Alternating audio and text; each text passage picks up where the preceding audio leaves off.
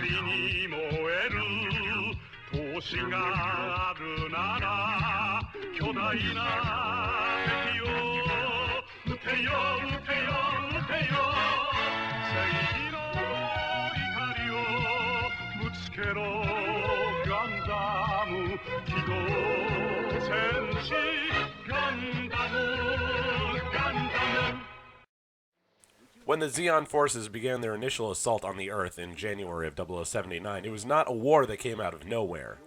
The Zeon came from Side 3, the colonies farthest from the Earth, and they had fallen under the sway of Zeon Zum Daikun. Daikun was a philosopher that had pushed for humanity to leave the shackles of Earth and join the other colonies living out in space. This idea that people who live on Earth have their souls weighed down by gravity would affect the relationship between the Earth and the colonies until 0093, when Char Aznable would use it as propaganda for his Neo-Zeon movement. It's a tale as old as time. The colonies were being oppressed and treated like second-class citizens by the Earth Federation, and they wanted out. When Daikun came to power in 0058, he declared Side 3 to be the Republic of Zeon, and that they were independent from the Earth Federation. The Federation responded with a blockade of resources to the Zeon, and things began to unravel. Further complicating matters was Dagon Zabi, who declared himself Daikun's successor shortly after the sudden and mysterious death of their leader in 0068, 10 years after announcing their independence. No one ever knew who was responsible for this, but the new regent and his immediate group of lackeys were the most obvious culprits. The Zeon became a principality, or sometimes called a duchy, and Dagon's children became the top officers in his new Zeon military. By 0078, the completely militarized colony had begun preparations for open warfare with their Earthbound cousins, and hostilities began mounting. The first shots were fired on January 3rd, 0079, and casualties were astronomical. Everything was fair game, and when nuclear attacks failed to decapitate the federal forces, they attempted to drop a colony on it. The colony, it should be noted, was not initially empty. And following this, Operation British began. The target was Jabrow, the Federation headquarters in South America. The point of impact, however, was Sydney, Australia.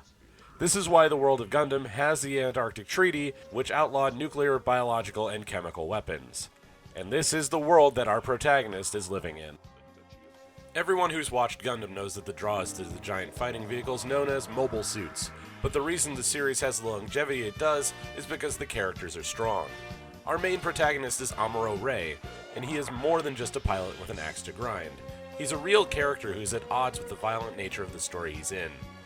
To get the true breadth of the character, we first need to understand the characters that came before him. To call Koji Kabuto a hothead does the word a disservice.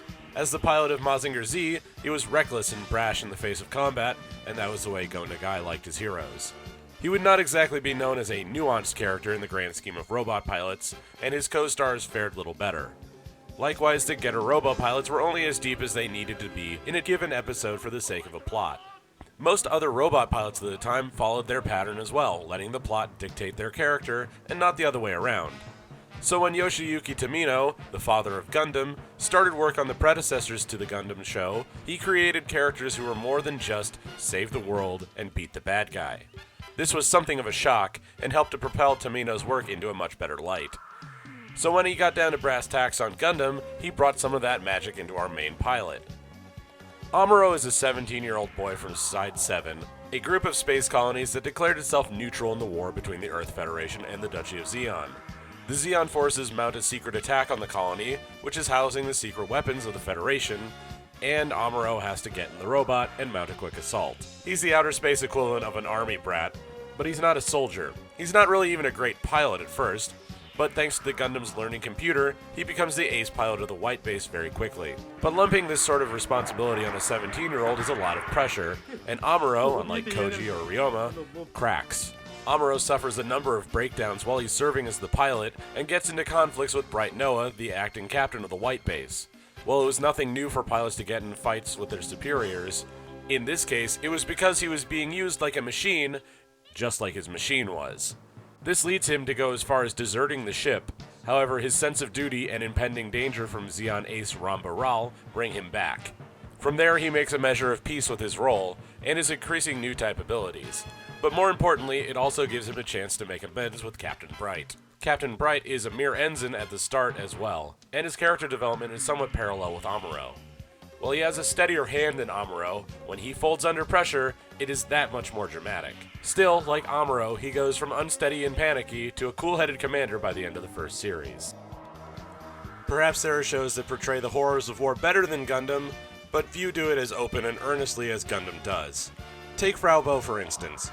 While trying to escape with Amuro to the White Base, she takes a moment too long and barely survives a missile attack. In an instant, she joins the ranks of the rest of the war orphans. From there, she takes on the role of Amuro's caretaker while she's looking after the children on the ship. And while she does take a more active role on the ship when Sayla joins active combat, it's not exactly a prominent role. Sayla Mass is another example of collateral war damage. A mysterious blonde woman who seems to have a connection with the Zeon force is following them. Her connection to the Zeon will be explained in a later episode, but it is markedly important.